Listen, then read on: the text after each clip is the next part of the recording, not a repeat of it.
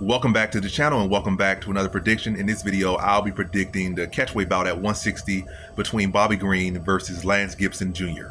And how do I feel about this one right here is I'm going average confidence Bobby Green to beat Lance Gibson Jr. So Bobby Green is coming off some damage in fights. You know, he took a lot of damage against Paddy Pimblett and took a lot of damage, or a significant amount of damage against Mauricio Ruffy, getting hit with that wheel kick and knocked out.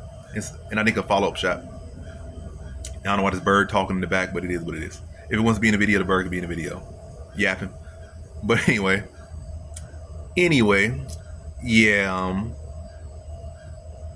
he took a lot of damage. But Lance Gibson Jr., like, you know, I've been following him. I've been following him before he was in MMA because, you know, I was, I don't know, just on social media. I like followed Rampage, followed Lance Gibson Jr. I follow Lance Gibson, so I would see him training and stuff, and you know, you might see Rampage like a post of Lance Gibson Jr. wrestling in the high school stuff. So I've been following for a long time, to be honest.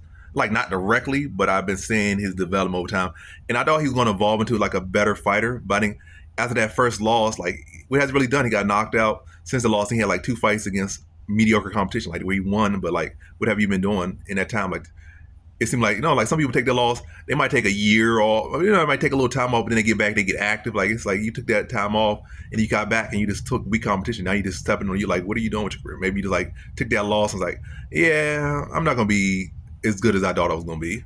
Now let me start focusing on other things. You know, that's smart and all, but it's not good in this case. Like, I guess, and it also seemed like maybe they're taking this fight because this is like one of the rare opportunities you'll get to fight in the UFC. And maybe if you put on a good enough performance, or maybe you feel like, oh, this the time or whatever. You know, either way, this don't feel like the greatest mentality going this way. Like, where they're just like, well, this is my opportunity, I'm gonna take it.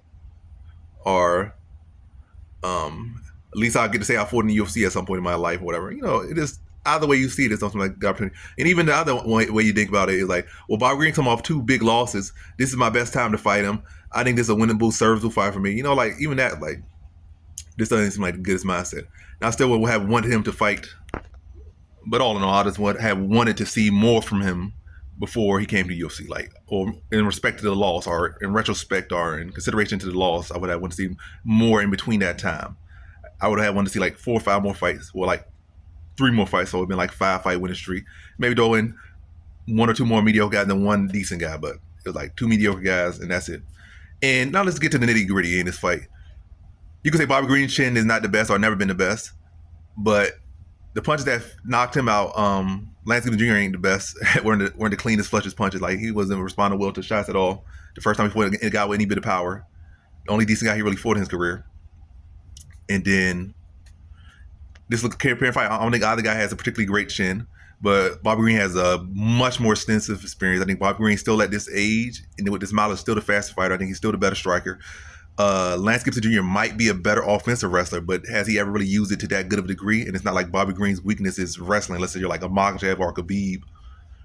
Paddy Pimblett, you know, used BJJ and stuff. But it's not like Paddy Pimblett went out there and just wrestled up Bobby Green. So Bobby Green has always had pretty good scramble ability.